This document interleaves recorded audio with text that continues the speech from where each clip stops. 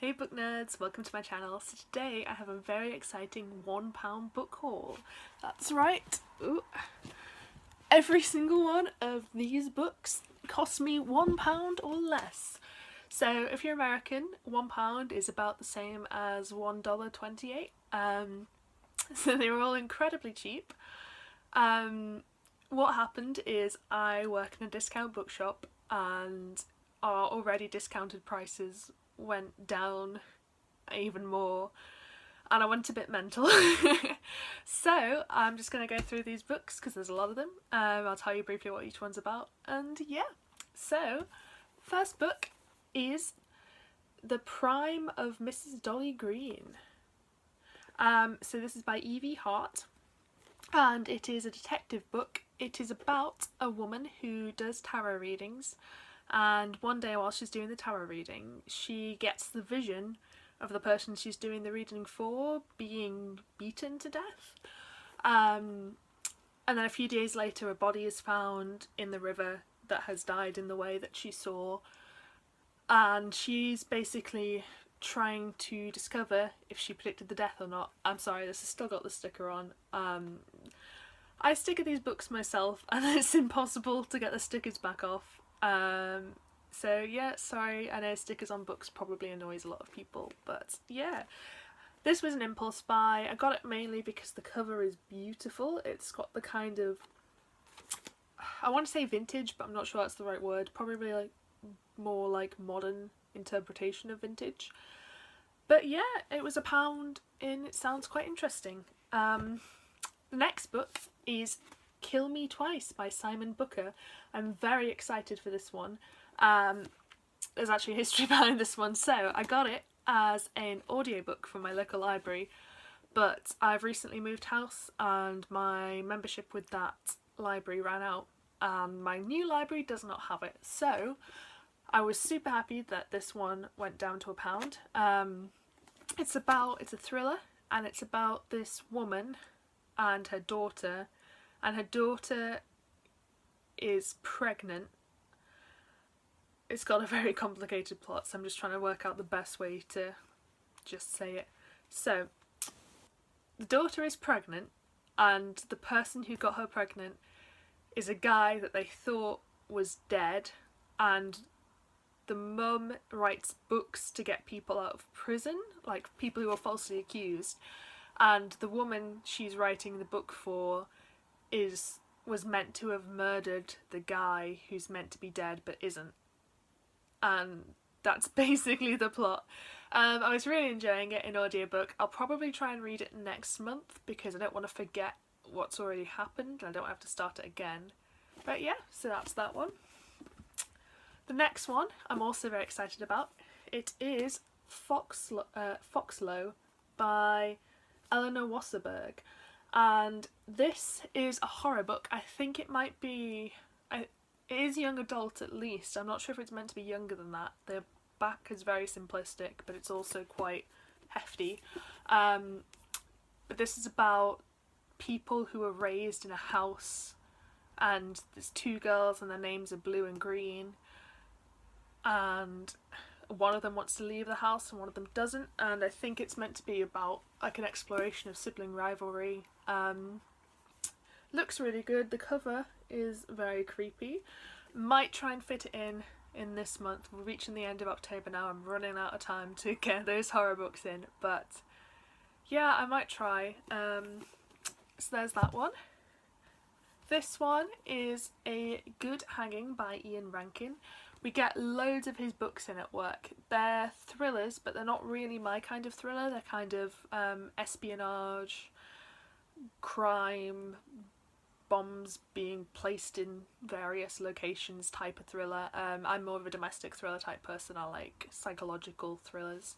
But this is a short story collection, so I get customers telling me all the time how good he is and that I need to read him, so I figured I'll read the short story collection, get a feel for the writing, see if he's for me or not.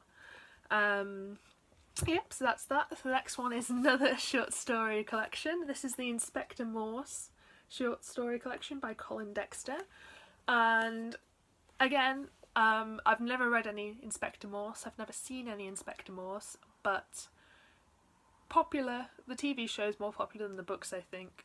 But as with the previous book, what I tend to do is with detective series, get a short story collection. If I don't like that, I know I probably won't like the rest of the works by the author.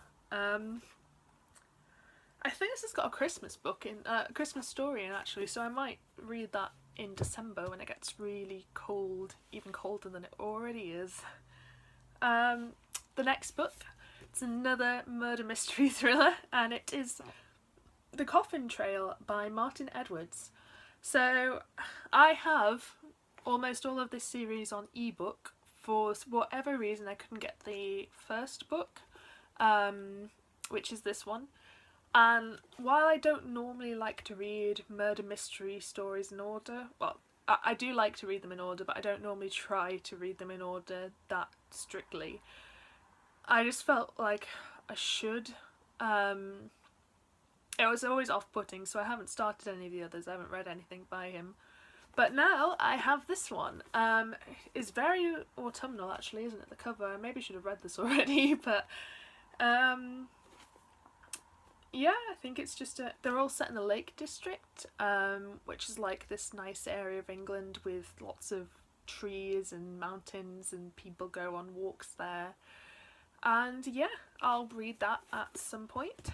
So the next two were complete cover buys, well, almost complete cover buys, and that is The Tattooed Heart and The Messenger of Fear by Michael Grant. Messenger of Fear is the first one, I believe. I think The Tattooed Heart's the second one. Just look at these. I mean, I couldn't not buy them. They look so nice on my shelf, and I know that's not the important thing, but it kind of is when the books look like this. So this is a series written by Michael Grant. I absolutely adored the Gone series by Michael Grant. So Michael Grant's really great in some ways. So he's married to Catherine Applegate, who wrote the Animorph series, which was my childhood. And he's done a lot of co-writing with her. They don't always credit each other, but they usually write books together.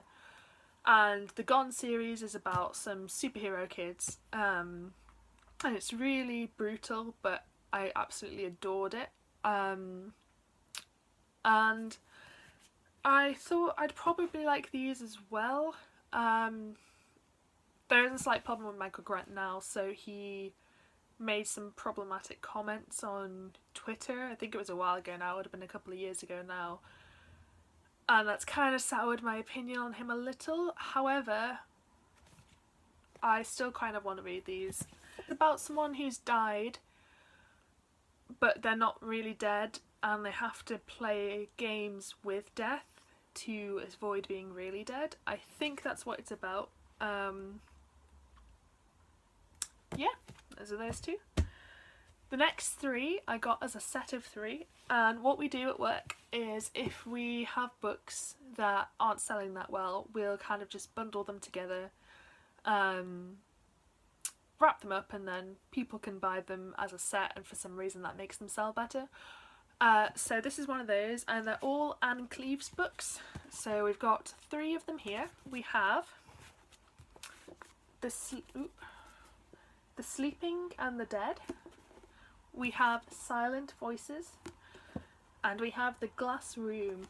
Again, two of these are from the Vera series, I think, and one is a standalone. I'd never heard of Vera until last year when I moved to Newcastle. I went there for uni, and they're really big up there, and I didn't actually realise why until my partner told me the other day that they're set in Northumberland, which is why they're really popular there. But anyway, they're just a detective series. Yeah, it's just another detective series I might get into. I'm not really sure what any of them are about. I thought Vera was a lovely old lady like Miss Marple. Again, according to my partner, she is in fact a horrible old lady who is very brutal. Maybe that's just the TV show. But yeah, not sure when I'll read them, but I've got them now, so So the next three books I am very proud of because all three of them together only cost me 10p. Is insanely cheap. I'm not sure what it is in American money, but it's ridiculous. And that kind of explains why they're not really my genre, because they were 10p, how could I not buy them? So they are all adult contemporaries and they are by Jill Mansell. We get a lot of her books in at work as well. Like I said, it's not my genre, so I haven't read most of them, but I don't even know what these are about. So we have Two's Company, which is about... it's about a perfect family. They have celebrity children, they have a rich husband with a lovely house, and the husband gets interviewed by a woman and presumably starts to have an affair with her, and the perfectness of the family falls apart. So that's that one. The next one is Perfect Timing. God, this is why I don't read much adult contemporary. So this one is about a woman who's on her hen night and she meets an attractive guy and immediately just ditches her husband and calls off the wedding. Yeah, that's the plot of that one. I'm sure it's very romantic. I personally don't care much for stories that are like... It's the thing that always... I love rom-coms, but I don't like cheating stories. I don't like callousness. Can't say that word. Of people. Yeah, I'm talking too much about that one. So, and the final one is called Making Your Mind Up, and this is about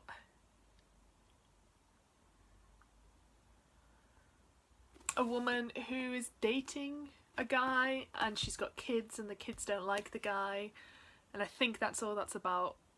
So yeah, so those three are not my jam, but 10p, and I'll probably read them. I usually read adult contemporaries in the summer when it gets all warm and I want something light and fluffy. If I don't read them, I'll give them to my mum. She reads a lot more adult contemporary than I do, and yeah, I mean, they were 10p. If I never read them, it's not a great loss. So that is all of the books. I hope you enjoyed this video. Please give me a like if you did. If you've read any of these books, please comment below and let me know what you thought of them. And yeah, I hope you enjoyed it.